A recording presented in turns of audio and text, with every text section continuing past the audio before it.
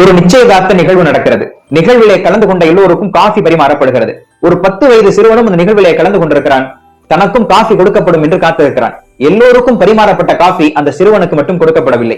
Coffee குடிக்கிறியா, பாதி குடிக்கிறியா, ஊத்தி கொடுக்கட்டுமா, இப்படி எந்த கேள்வியையும் யாரும் அந்த சிறுவனிடத்திலே கேட்கவில்லை. என்ன காரணம் தெரியுமா? சின்ன பையன் எல்லாம் எதுக்கு கேட்டுக்கிட்டு, அவன்கிட்ட கொடுத்து அவன் கீழே ஊத்திடுவான், அவனுக்கெல்லாம் எதுக்கு காஃபி? இப்படி பல்வேறு காரணங்களால் பல சபைகளில் சிறுவர்கள் அவமதிக்கப்படுவது உண்டு. அல்லாஹ்வுடைய தூதர் ஸல்லல்லாஹு அலைஹி வஸல்லம் சபையில் சிறுவர்கள் எவ்வளவு கண்ணியத்தோடும் மரியாதையோடும் நடத்தப்பட்டிருக்கிறார்கள் தெரியுமா? நபியினுடைய சபையில் பல நேரங்களில் உணவுப் பொருட்கள் கொண்டு வந்து கொடுக்கப்படும்.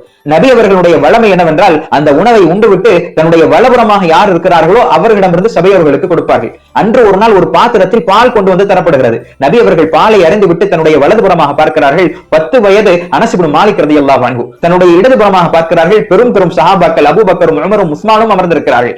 நபி அவர்களுக்கு தர்ம சங்கடமான சூழ்நிலை. இந்த 10 வயது சிறுவனிடத்திலே கேட்கிறார்கள், உன்னிடமிருந்து தான் தொடங்க வேண்டும், ஆனால் உன்னுடைய இடதுபுறத்தில் பெரும் பெரும் சஹாபாக்கள் எல்லாம் இருக்கிறார்கள், நான் என்ன செய்யட்டும்?